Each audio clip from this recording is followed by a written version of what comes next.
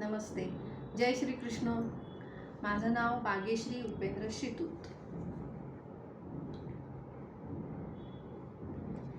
वसुदेवसुतं देवं कंसचाणूरमर्दनं देवकी परमानन्दं कृष्णं वन्दे जगद्गुरुं.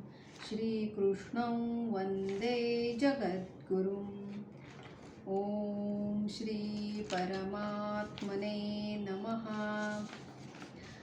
श्रीमद्भगवद्गीता अथ द्वादशोऽध्यायः.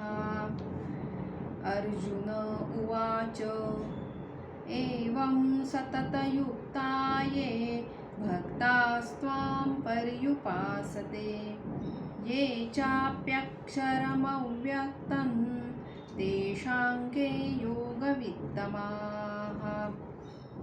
श्रीभगवानुवाच मय्यावेश्य मनो ये मां नित्ययुक्ता उपासते श्रद्धया परयोपेतास्ते मे युक्ततमा मताः. ये त्वक्षरमनिर्देश्यम् अव्यक्तं पर्युपासते सर्वत्र गमचिन्त्यं च कूटस्थमचलं ध्रुवम्. संयम्येन्द्रियग्रामं सर्वत्र समबुद्धयः ते प्राप्नुवन्ति मामेव सर्वभूतहिते रताः. क्लेशोऽधिकतरस्तेषाम् अव्यक्तासक्तचेतसाम् अव्यक्ता हि गतिर्दुःखं देहवद्भिरवाप्यते. ये तु सर्वाणि कर्माणि मयि सन्न्यस्य मत्पराः अनन्येनैव योगेन मां ध्यायन्त उपासते तेषामहं समुद्धर्ता मृत्युसंसारसागरात्. भवामि न चिरात् पार्थ मय्यावेशितचेतसाम्. मय्येव मन आधत्स्व मयि बुद्धिं निवेशय निवसिष्यसि मय्येव अत ऊर्ध्वं न संशयः. अथ चित्तं समादातुं न शक्नोषि मयि स्थिरम् अभ्यासयोगेन ततो मामिच्छाप्तुं धनञ्जय. अभ्यासेऽप्यसमर्थोऽसि मत्कर्म परमो भव. मदर्थमपि कर्माणि कुर्वन् सिद्धिमवाप्स्यसि. अथैतदप्यशक्तोऽसि कर्तुं मद्योगमाश्रितः सर्वकर्मफलत्यागं ततः कुरु यतात्मवान्. श्रेयो हि ज्ञानमभ्यासाच् ज्ञानात् ध्यानं विशिष्यते. ध्यानात् कर्मफलत्यागात् शान्तिरनन्तरम्. अद्वेष्टा सर्वभूतानां मैत्रः करुण एव च.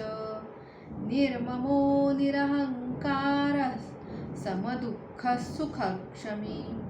सन्तुष्टः सततं योगी यतात्मा दृढनिश्चयः. मय्यर्पितमनो बुद्धिर्यो मद्भक्तः स मे प्रियः. यस्मान्नो द्विजते लोको लोकान्नो द्विजते च यः. हर्षामर्षभयोद्वेगैर्मुक्तो यः स च मे प्रियः. अनपेक्षः शुचिर्दक्ष उदासीनो गतव्यथः. सर्वारम्भपरित्यागी यो मद्भक्तः स मे प्रियः. यो न हृष्यति न द्वेष्टि न शोचति न काङ्क्षति. शुभाशुभपरित्यागी भक्तिमान्यः स मे प्रियः.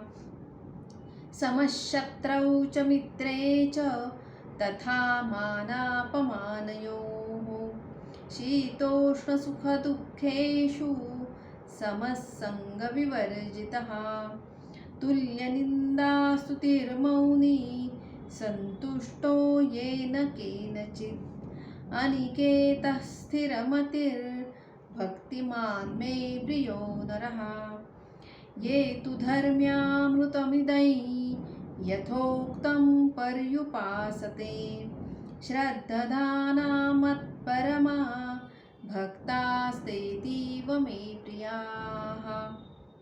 ॐ तत्सदिति श्रीमद्भगवद्गीतासु उपनिषत्सु ब्रह्मविद्यायां योगशास्त्रे श्रीकृष्णार्जुनसंवादे भक्तियोगो नाम 12ोऽध्यायः। ॐ श्रीकृष्णार्पणमस्तु। श्रीकृष्णार्पणमस्तु। योगेशं सच्चिदानन्दं वासुदेवं व्रजप्रियं धर्मसंस्थापकं वीरं कृष्णं वन्दे जगद्गुरुं। श्रीकृष्णं वन्दे जगद्गुरुं। जय श्रीकृष्ण।